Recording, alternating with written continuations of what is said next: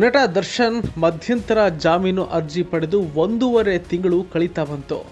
ಅವರ ಮಧ್ಯಂತರ ಜಾಮೀನು ಅವಧಿ ಡಿಸೆಂಬರ್ 11ರಂದು ಪೂರ್ಣಗೊಳ್ಳಲಿದೆ.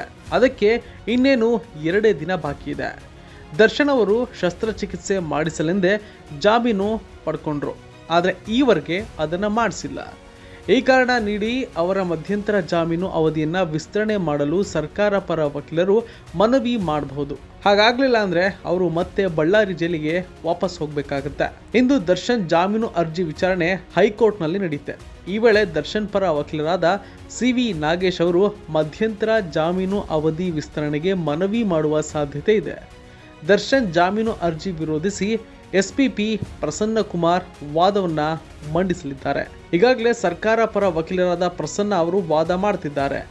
ಇವತ್ತು ಕೂಡ ಅವರು ತಮ್ಮ ವಾದ ಮಂಡನೆ ಮುಂದುವರಿಸ್ತಾರೆ. ಕೋರ್ಟ್ ದಿಕ್ಕು ತಪ್ಪಿಸಲು ಸರ್ಜರಿ ಕಾರಣ ನೀಡಿದ್ದಾರೆ. BP ಏರಿಳಿತ ಸರಿಪಡಿಸಲು 2.25 ರೂಪಾಯಿಯ ಮಾತ್ರೆ ಸಾಕು ಎಂದಿರುವ ಪ್ರಸನ್ನ ಕುಮಾರ್ ಸರ್ಜರಿ ಮುಂದೂಡಿಕೆಗೆ ಆಕ್ಷೇಪ ಹೊರಹಾಕಿದ್ದಾರೆ. ಅವರ ಜಾಮೀನು ಅರ್ಜಿ ವಜಕ್ಕೂ ಮನವಿ ಮಾಡಿದ್ದಾರಂತೆ.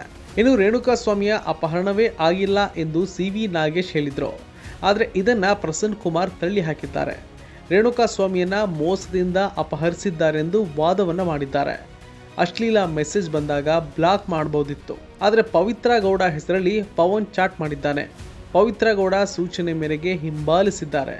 ಶೆಡ್ಗೆ ಕರೆತಂದು ಹಲ್ಲೆ ನಡೆಸಿದಾಗ ನಟ ದರ್ಶನ್ ಅಲ್ಲಿದ್ರು.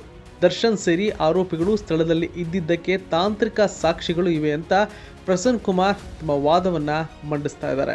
ಒಟ್ನಲ್ಲಿ ನಟ ದರ್ಶನ್ ಅವರಿಗೆ ಡಿಸೆಂಬರ್ 11ರವರೆಗೂ ಮಧ್ಯಂತರ ಜಾಮೀನನ್ನ ಕೋರ್ಟ್ ಈಗಾಗಲೇ ಕೊಟ್ಟಿತ್ತು.